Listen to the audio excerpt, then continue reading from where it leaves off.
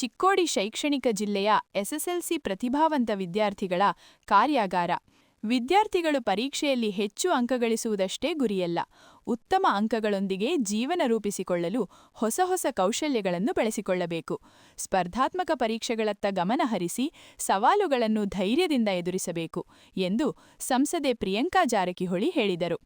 ಚಿಕ್ಕೋಡಿ ಶೈಕ್ಷಣಿಕ ಜಿಲ್ಲೆಯ ಎಸ್ಎಸ್ಎಲ್ಸಿ ಪ್ರತಿಭಾವಂತ ವಿದ್ಯಾರ್ಥಿಗಳಿಗಾಗಿ ಆಯೋಜಿಸಿದ್ದ ಒಂದು ದಿನದ ಕಾರ್ಯಾಗಾರದಲ್ಲಿ ಮಾತನಾಡಿದ ಅವರು, ತಂದೆ ತಾಯಿ ಹಾಗೂ ಗುರುಗಳ ಮಾರ್ಗದರ್ಶನವು ವಿದ್ಯಾರ್ಥಿಗಳ ಭವಿಷ್ಯ ನಿರ್ಮಾಣದಲ್ಲಿ ಮಹತ್ವದ ಪಾತ್ರ ವಹಿಸುತ್ತದೆ ಎಂದರು.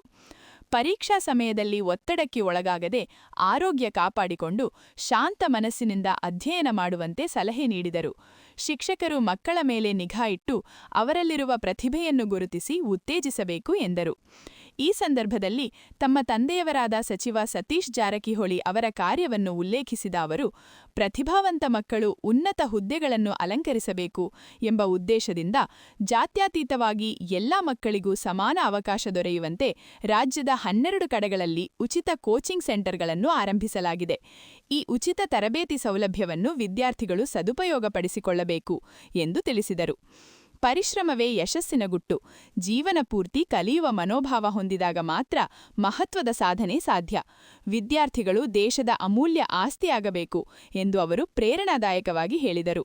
ಚಿಕ್ಕೋಡಿ ಶೈಕ್ಷಣಿಕ ಜಿಲ್ಲೆಯ ಪ್ರತಿಭಾವಂತ ಮಕ್ಕಳಿಗೆ ಈಗಾಗಲೇ ದೆಹಲಿ ಸಂಸತ್ ಭವನ ತೋರಿಸಿಕೊಂಡು ಬರಲಾಗಿದೆ. ಮುಂದಿನ ವರ್ಷವೂ ಈ ಕಾರ್ಯ ಮುಂದುವರೆಯಲಿದೆ. ವಿದ್ಯಾರ್ಥಿಗಳು ಒಳ್ಳೆಯ ಸಾಧನೆ ಮಾಡಬೇಕು, ಶೈಕ್ಷಣಿಕ ಜಿಲ್ಲೆಯ ಕೀರ್ತಿ ಹೆಚ್ಚಿಸಬೇಕು.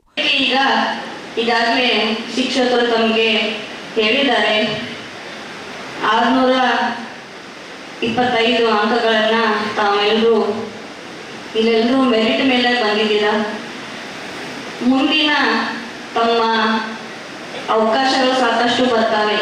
ಈ ಎಕ್ಸಾಮ್ ಕೂಡ ನಿಮ್ಮ ಸಾಮರ್ಥ್ಯವನ್ನು ತೋರಿಸಲಿಕ್ಕೆ ಒಂದು ಅವಕಾಶ.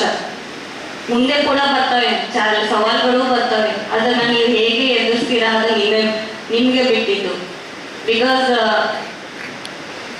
ಲೈಫ್ ಎಲ್ರಿಗೂ ಸಮಾನವಾಗಿ ಅವಕಾಶ ಕೊಡುತ್ತೆ.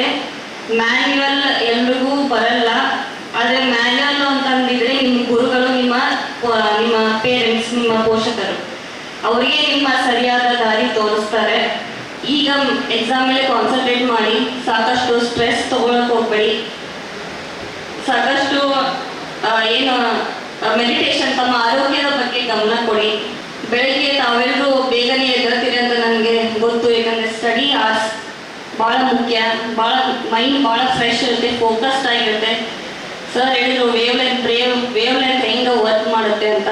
ಪ್ರಯತ್ನ ಭಾಳ ಮುಖ್ಯ. ಇಲ್ಲಿ ನಾವು ನಿಮ್ಮ ಪರವಾಗಿ ಪ್ರಯತ್ನ ಮಾಡ್ತಾ ಇದ್ವಿ. ನಿಮ್ಮ ಕಡೆಯಿಂದ ಎಫರ್ಟ್ಸ್ ಅಷ್ಟೇ ಮುಖ್ಯ.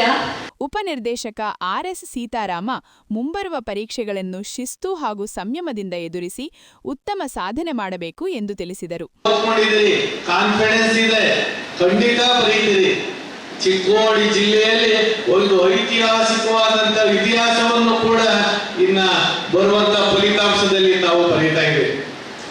ತಾವು ತೆಗೆದುಕೊಳ್ಳುವಂತಹ ಮಾರ್ಕ್ಸ್, ತಾವು ತೆಗೆದುಕೊಳ್ಳುವಂತಹ ತೀರ್ಮಾನ, ನಿಮ್ಮ ನಡವಳಿಕೆಗಳು ಮುಂದಿನ 1ರಿಂದ 10ನೇ ತರಗತಿಯಲ್ಲಿ ಇರ್ತಕ್ಕಂಥ ಎಲ್ಲ ಮಕ್ಕಳಿಗೆ, ನಮ್ಮ ಜಿಲ್ಲೆಯ ಎಲ್ಲ ಪೋಷಕರಿಗೆ, ಜನಪ್ರತಿನಿಧಿಗಳಿಗೆ ಒಂದು ಮುನ್ನುಡಿಯಾಗಿ ಆಗ್ತದೆ.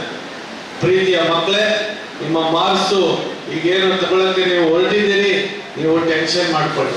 ಬುಡಾ ಅಧ್ಯಕ್ಷ ಲಕ್ಷ್ಮಣರಾವ್ ಚಿಂಗ್ಲೆ ಮಕ್ಕಳ ಭವಿಷ್ಯದ ಬಲವಾದ ತಳಹದಿಗಾಗಿ ಇಂತಹ ಕಾರ್ಯಾಗಾರಗಳು ಅಗತ್ಯವೆಂದರು. ಮಾತ್ರ ಎಲ್ಲ ಮಕ್ಕಳಿಗೂ ಕೂಡ ಸಮಾನವಾದಂಥ ಅವಕಾಶ ಕೊಟ್ಟಂತಾಗುತ್ತದೆ. ಅದಕ್ಕೆ ನಾನು ಒಂದು ಮಾತು ಹೇಳ್ತೀನಿ. ಬಹಳ ಅಚ್ಚುಕಟ್ಟಾಗಿ ಮಾನವಶಾಸ್ತ್ರಜ್ಞರು ಮತ್ತು ಗಣಿತ ಶಿಕ್ಷಕರು ಆದಂಥ ಸುನೀಲ್ ಅಲ್ವಾ, ಇದರಿಂದ ಹೆದರಿಕೆಯನ್ನು ತೆಗಿಬೇಕು. ನಾವು ಇದ್ದಾಗ ಮಾತು ಬೇರೆ ಇತ್ತು, ಕೋಚಿಂಗ್ ಇರಲಿಲ್ಲ.